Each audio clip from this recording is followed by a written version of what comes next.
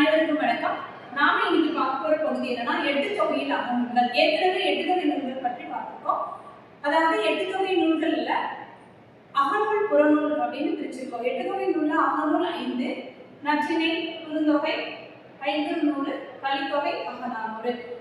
அதாவது இந்த 5 நூல்களும் அகம் பற்றிய செய்திகளை சொல்கிறது. தமிழர்களுடைய வாழ்க்கையில சங்ககால மக்கள் அகம் புறம் என இரு பகுதிகளாக பிரித்து இயற்கையோடு இயங்கி வாழ்ந்தனர். அப்படிப்பட்ட நிலைகளில் அகம் பற்றிய, அதாவது அகம் என்றால் உள்ளம், உள்ளம் சார்ந்து தலைவனும் தலைவையும் பரிமாறிக்கொள்ளக்கூடிய செய்திகளை சொல்கின்ற, உணர்வுகளை சொல்கின்ற இலக்கியங்களை அக இலக்கியம் என்கிறோம். அந்த வகையில் எட்டு தொகையில் இந்த 5 நூல்களும் அக இலக்கியங்களால் சொல்கின்றன. இதற்கு ஒரு பாடல் உண்டு. எட்டு தொகைக்கு நற்றிணை, நல்ல குறுந்தொகை, ஐங்குறுநூறு, ஒத்த பதிற்று 10, ஓங்கு பரிபாடல், கற்றறிந்தோம் ஏற்றும், கலியுற அகம்புறம் என்று இத்திரத்திருந்த எட்டு தொகை என்ற பாடல் எட்டு தொகை நூல்களை குறிப்பிடுகிறது. இதில் 5 நூல்கள் அகநூல்களாக இடம்பெறுகின்றன. இந்த 5 நூல்களை பற்றி தான் இந்த வகுப்பில் பார்க்க போகிறோம். முதலாவது நற்றிணை. நற்றிணை என்றால் நல் கூட்டல் திணை என பிரிக்கும் போது நல்ல ஒழுக்கங்கள் என்று பொருள்படுகிறது. திணை என்றால் ஒழுக்கம், நல்ல ஒழுக்கங்களை சொல்கின்ற நூல், அதனால் நற்றிணை என்று பெயர் பெறுகிறது. இது 400 பாடல்களை உடையதால் இதற்கு நற்றிணை 400 என்ற பெயரும் உண்டு. குறைந்த அடிகளை உடையதாக இருந்தாலும் 9 முதல் 12 அடி எல்லை கொண்ட பாடல்களை அடங்கியதும் நற்றிணை.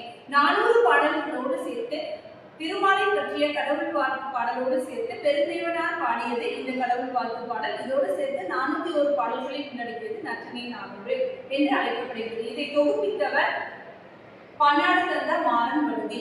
ஆனால் தொகுத்தவர் யார் என்று தெரியவில்லை. இதை தொகுத்த நிலையில் நற்றிணை பாடல்களை ஒரே புலவர் எழுதவில்லை. பல்வேறு காலகட்டங்களில் பல்வேறு நிலைகளில் வாழ்ந்த புலவர்கள் எழுதியுள்ளனர். அதே போல் எட்டு தொகை நூல் என்பது ஒரு தொகை நூல் என்ற நிலையில் இதை தொகுத்த புலவர்கள் பல நாடுகளிலும் பல்வேறு நிலைகளிலும் வாழ்ந்த புலவர்களாக இருக்கின்றனர். நற்றிணையை அடுத்து குறுந்தொகை.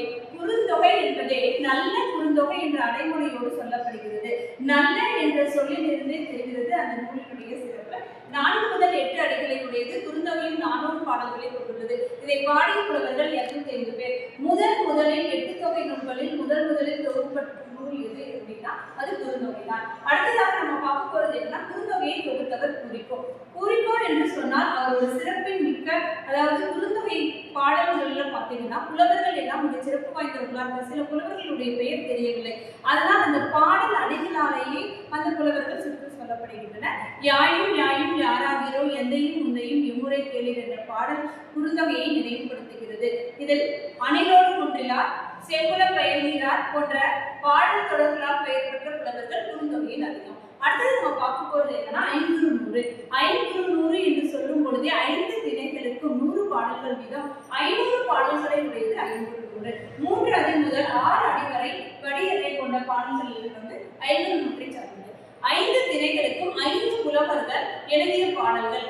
எந்தெந்த புலவர்கள் அப்படின்னு பார்த்தோம்னா மருதம் கோரம்போகியார், நெய்தல் அம்மூனார், பாலை ஓதலாந்தையார், குறிஞ்சி கபிலர், முல்லை பெய்யினார் என்ற இந்த 5 புலவர்களும் 5 திணைகளை பற்றி செம்மையாக எழுதியுள்ளனர். இந்த ஐங்குறுநூற்றில் சிறப்பு என்னவென்றால் உள்ளுரை முயற்சி நிறைந்த பாடல்களை தன்னுள் கொண்டு அக இலக்கியங்களையும் அக ஒழுக்கங்களையும் விளக்குகின்ற நூல்களை பாடல்களை கொண்ட நூலாக ஐங்குறுநூறு விளங்குகிறது. அடுத்து நம்ம பார்க்க போறதுன்னா கலித்தொகை. கலித்தொகை என்று சொன்னவுடன் கலிப்பான் ஞாபகத்துக்கு வரும். கலிப்பான் துள்ளல் ஓசை பெற்றது. அதே துள்ளல் ஓசையுடன் நாடக பாங்கில் கவித்துவம் மிக்க செய்திகளை உடைய நூல் அப்படின்னா அது கலித்தொகை தான். கலிப்பாவால் இயற்றப்பட்ட மிகச்சிறந்த நூல் அப்படின்னா எட்டு தொகையில் அது கலித்தொகை. கலித்தொகையிலும் ஒவ்வொரு திணையையும் ஒவ்வொரு புலவர்கள் எழுதியுள்ளனர். 5 திணைகளுக்கு 30, ஒரு திணைக்கு 30 பாடல்கள் வீதம் 5 திணைகளில் 150 பாடல்களை எழுதியது கலித்தொகை. கலித்தொகை எழுதிய புலவர்கள் ஒவ்வொரு திணைக்கும் ஒவ்வொருவர். பாலை திணைக்கு பெரும்படுங்கோ, மருத இளநாகனார், குறிஞ்சி கபிலர், முல்லை சோழர் நல்லுருத்திரர், நெய்தல் நல்லந்துவனார். இதை தொகுத்தவர், கலித்தொகை பாடல்களை தொகுத்தவர் நல்லந்துவனார் என்று சொல்லப்படுகிறது. ஆனால் இன்னும் ஆராய்ச்சியிலே உள்ள நிலையில் அது உள்ளது. கலித்தொகையை அடுத்து நம்ம பார்க்க போறது என்னன்னா அகநானூறு. அகநானூரை நம்ம நெடுந்தொகைன்னு சொல்றோம். ஏன் அப்படின்னா நீண்ட பாடல்களை உடையது. அகம் பற்றிய செய்திகளை தன் அகத்தை கொண்டு மிகச் சிறந்த இலக்கியங்களாக இருக்கின்ற அகநூல்களில் ஒன்று அகநானூறு. அகநானூரை தொகுத்தவர் யாருன்னா உக்கரப்பெருவழுதி.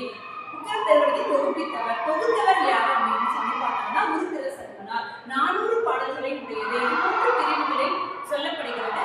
கலைச்சான நிலை, மணிவடை பவனம், மிதில கோவை என்ற 3 பிரிவுகளை உள்ளடக்கியது அகநானூறு.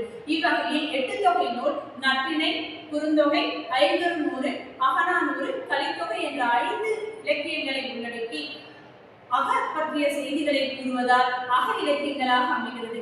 சங்க இலக்கியம் என்றவுடன் சங்க இலக்கிய மக்களின் வாழ்க்கையை எடுத்துரைக்கும் களஞ்சியமாகவும் வரலாற்று நிகழ்வுகளை சொல்கின்ற இலக்கியங்களாகவும் விளங்குகின்றன. அதிலும் குறிப்பாக அக இலக்கியம் வீரம், காதல், மக்களுடைய மென்மை, பண்பாடு இவற்றையெல்லாம் எடுத்துக் கொடுக்கின்ற நிலையில் அக இலக்கியம் சிறந்து விளங்குகிறது என்று கூறுகிறோம். அடுத்த வகுப்பில் புற இலக்கியங்களாகிய புறநானூறு, பதிற்றுப்பத்தை பற்றி பார்ப்போம். நன்றி, வணக்கம்.